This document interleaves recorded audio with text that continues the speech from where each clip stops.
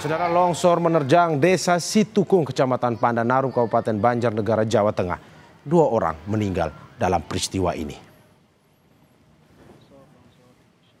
Inilah detik-detik saat tanah longsor terjadi di Desa Situkung, Kabupaten Banjarnegara, Jawa Tengah. Longsor membuat warga panik.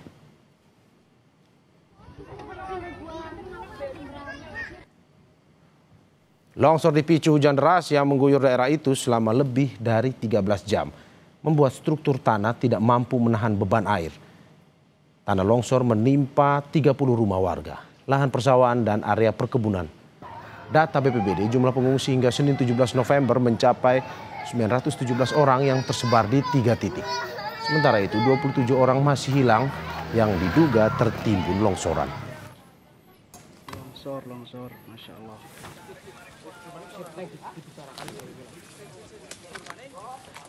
Inilah evakuasi korban longsor di Desa Situkung, Kecamatan Pandanarum, Kabupaten Banjarnegara, Jawa Tengah. Selain 2 korban meninggal, tim SAR juga mengevakuasi 2 korban luka. Korban luka dibawa ke RSUD Banjarnegara dan Puskesmas Pandanarum.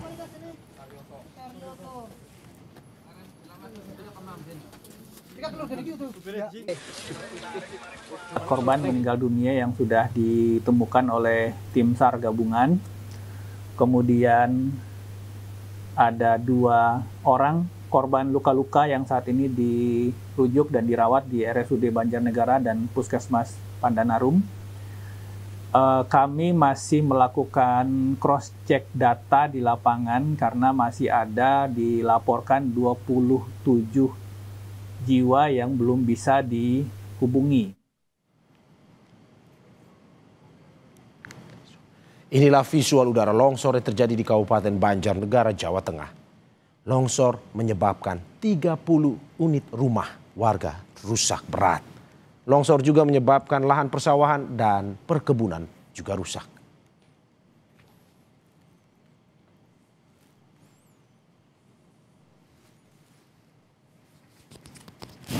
Pasca longsor di Dusun Situkung, Pandanarum, Banjarnegara, Jawa Tengah, tim SAR gabungan dan relawan juga mendirikan dapur umum. Dapur umum didirikan untuk memenuhi kebutuhan konsumsi tim SAR gabungan, relawan dan pengungsi yang terdampak longsor. Mereka bergotong royong menyiapkan bahan pokok, mengolah dan memasak hingga dikemas menjadi makanan siap saji. Di dapur umum ini mampu menghasilkan makanan siap santap sebanyak 660 porsi dalam sekali masak. Untuk hari ini kita ready masak, kita kan masak gabungan sama dengan Tagana, kita membuat nasinya. Hari ini kita menurut data itu sekitar 660 porsi, jadi kita masak sekitar 180 kilo. Hari ini untuk pagi ini kita membuat masakan untuk relawan yang mau bekerja ke lapangan. Kita siapkan nasi sama lauk telur, sama tempe goreng, sama sayur buncis. Seperti itu. Ini sejak kapan Pak berdiri? Dari kemarin kita juga ready pagi ketika dari bencana, langsung malamnya kita membuat tim gabungan langsung mendatakan dari sosial Banjarnegara, terus kita sudah mulai ready paginya. Seperti itu. Untuk mulai aktivitas masaknya per hari di jam berapa dan mulai kapan? Kalau buat nasi kita full Pak, artinya dari kita buka dapur langsung kita terus masak sampai tadi malam, kita selesai sekitar jam 12 malam dan kita mulai lagi tadi sekitar jam 3 kita masak lagi. Untuk pengemasan tadi kan ada berapa? 600 bungkus ya? Ya. Dan masaknya itu untuk mensiasati agar tidak mubazir itu seperti apa Pak? Kita mipil Pak, artinya kalau sudah habis kita buat lagi, seperti biar tidak mubazir, bahwa tidak termakan, kita siasati dengan cara itu. Untuk menunya Pak? Ya. Menunya untuk hari ini pagi ini seperti nanti kalau siang beda lagi nih, di sini ada ya. Ini menunya pagi ini rencana itu ada telur dadar sama buncis. Nanti siangnya seperti itu ada oseng lagi sama ini. Seperti itu Pak. Ini petugasnya berapa orang Pak? Satu dapur ini? Kalau sementara di Tagana ada sekitar 8 orang. 8 orang. Kalau gabungan sama PMI? Kalau PMI ya hampir Hampir 30-an. 30 orang ada. 30. Iya, karena PMI kan ada yang tersebar di mana di pengungsi-pengungsi seperti itu. Ini dapur sampai kapan? Kita BKO sampai 14 hari ke depan. Tanggap Nanti darurat tergantung bencana. dari SK-nya nanti diperpanjang apa tidak. Iya. Kesediaan logistik bagaimana? Oh, ready Pak. Logistik siap semua. Kita semalam sudah sama kepala dinas sudah disiapkan 2 ton untuk berasnya itu, sama lauk pauk dari masyarakat sudah menyumbang, kemudian ada dari dinas sosial juga ada, depan itu ada mie, ada segala kebutuhannya ada.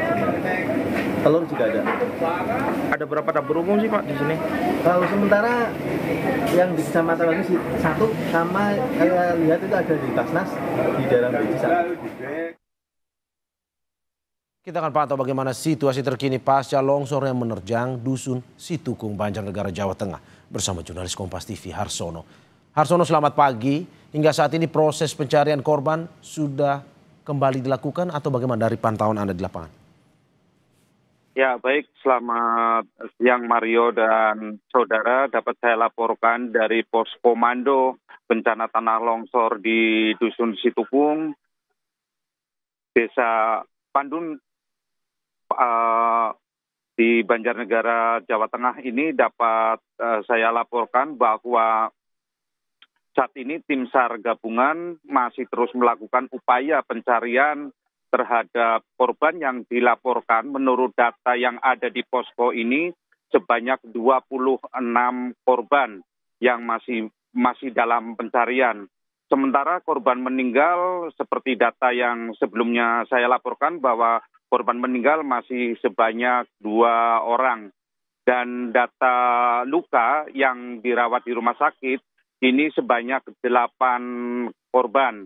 Dan mereka dirawat di 3 rumah sakit, yakni Rumah Sakit Immanuel, Rumah Sakit Umum Daerah Banjarnegara, dan Puskesmas Pandanarum.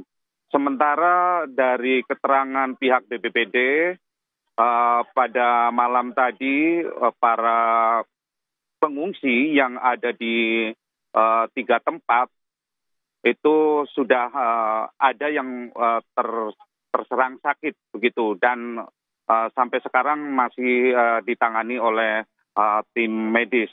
Nah, selain itu juga Mario, tim SAR gabungan hari ini menerjunkan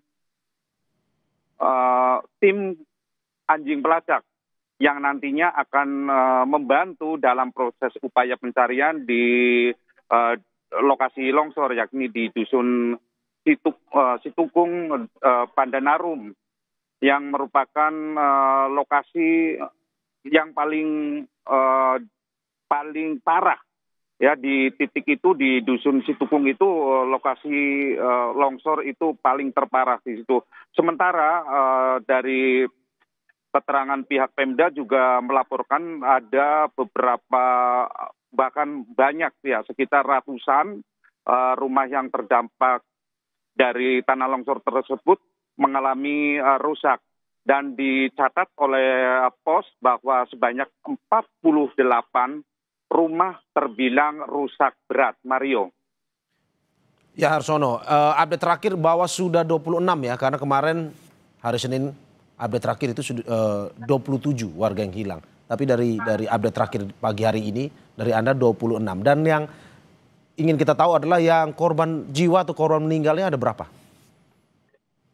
Korban meninggal dunia dari data yang ada di pos komando itu sebanyak 2 orang meninggal dunia, dan jenazahnya kemarin dibawa ke RSUD Banjarnegara.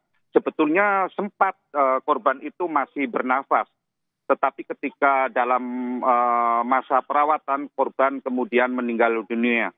Sementara 1 korban, Mario, ditemukan meninggal dunia di lokasi kejadian. Nah, dalam data juga korban yang dicari yang memang semula 27, ternyata 1 orang ada di tempat pengungsian, sehingga petugas mencatat hanya 26 korban yang masih dilaporkan hilang. Nah, tim SAR gabungan saat ini baik dari Basarnas, dari TNI, dari Polri, dari BPBD, dan para relawan hampir yang ada di Jawa Tengah ini turun ke lapangan untuk membantu proses pencarian terhadap ke-26 korban yang masih belum ditemukan. Nah, pantauan saya Mario, saat ini cuaca cukup mendukung. Cuacanya panas sehingga kemungkinan pencarian tidak begitu menemukan kendala, tidak seperti kemarin. Cuaca berturut-turut, jika sore hari cuaca mendung dan turun hujan, sehingga proses pencarian terhadap para korban terkendala, dan jam yang biasanya pencarian dilakukan selesai pada sekitar pukul 17.30 atau 18.00, kemarin sekitar pukul 16.00 sudah dihentikan karena mengingat cuaca yang tidak mendukung. Dan ini tentunya harus menjadi pertimbangan bagi para tim SAR agar tidak menimbulkan korban dari pihak SAR sendiri. Mario. Oke, 2 korban jiwa atau korban meninggal dan juga 26 masih dicari. Hingga saat ini, Harsono seperti Anda bilang tadi bahwa salah satunya adalah cuaca. Kendala apa lagi selain cuaca yang dihadapi dalam pencarian korban? Ya, Mario, selain cuaca, memang akses jalan untuk menuju ke titik longsor di Dusun Situkun ke Desa Pandanarum, Kecamatan Pandanarum ini memang kemarin sempat terputus total akibat tertutup oleh material longsoran. Namun pihak Pemda maupun tim SAR sudah menyiapkan atau menerjunkan alat berat yang nantinya bisa membuka paling tidak akses jalan ini bisa dilalui oleh kendaraan roda 4. Sampai saat ini roda 4 belum bisa menembus ke titik longsor, tetapi roda 2 sudah bisa menuju ke titik longsor. Mario. Oke, ini ada update terbaru Arsono terkait dengan cuaca. Dari BMKG Stasiun Meteorologi Ahmad Yani Semarang memperkirakan sebagian besar wilayah di Jawa Tengah akan diguyur hujan dengan intensitas yang sedang hingga lebat pada hari ini, termasuk di Banjarnegara. Apa antisipasinya kalau yang Anda lihat dari proses pencarian korban tersebut?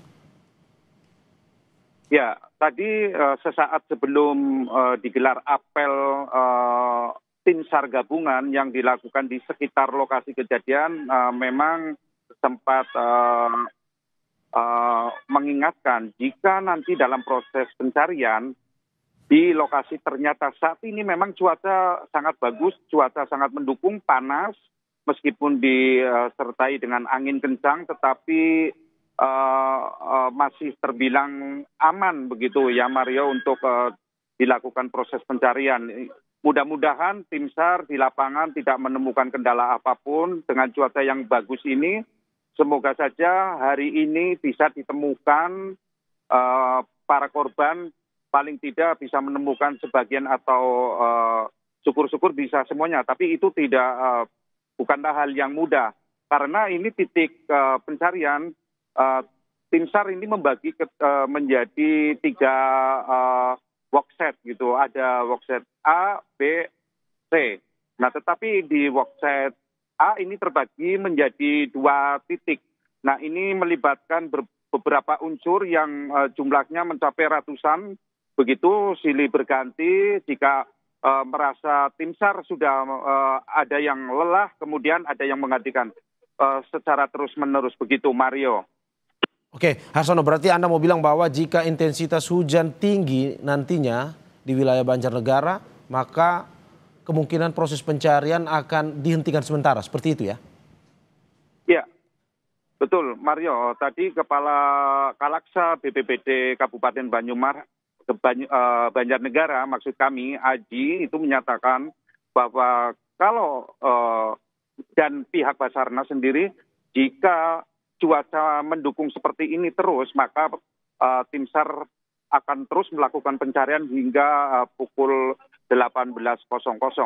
Tetapi jika nanti cuaca memburuk atau tidak mendukung, dan seperti 2 hari yang lalu cuaca di sini, jika sore hari turun hujan, Mario, sehingga tim SAR gabungan ini menghentikan pencarian atau proses pencarian terhadap ke-26 korban yang masih dinyatakan hilang. Begitu Mario. Oke, Harsono, terakhir saya ingin tanya terkait dengan ratusan warga yang mengungsi hingga saat ini. Apakah sudah mendapatkan bantuan mungkin dari pemerintah, Pemprov Jateng, atau mungkin ada kabarnya Palang Merah Indonesia juga sudah memberikan bantuan kepada para pengungsi? Ya, memang jika kita pantau dari kemarin sejak kemarin sehari setelah peristiwa tragedi atau insiden musibah bencana tanah longsor ini, petugas langsung memberikan distribusi makanan, kebutuhan para pengungsi yang jumlahnya mencapai ratusan di sini. Di pos komando ini yang tempatnya berada di kantor kecamatan, ini suplai makanan, minuman, alat mandi, selimut, dan kasur lipat itu sudah didistribusikan dari Kementerian Sosial dan dari para donatur atau para dermawan yang mengirimkan makanan-makanan. Kalau kita pantau stok makanan, insya Allah di sini sangat cukup. Karena ini terus berdatangan bantuan dari berbagai daerah, dari berbagai elemen masyarakat. Nah, termasuk kebutuhan ada bantuan pakaian layak pakai yang sekarang juga masih terlihat menumpuk di posko komando ini. Nah, kita lihat sejumlah petugas juga selain memberikan kebutuhan pokok seperti makan, minuman, juga kebutuhan alat mandi seperti sikat, sabun, sampo, pasta gigi juga sudah tersedia di sini. Mario. Oke, terima kasih Harsono atas apa yang dilaporkan. Tetap utamakan kehati-hatian dalam mencari informasi. Selamat bertugas kembali Harsono.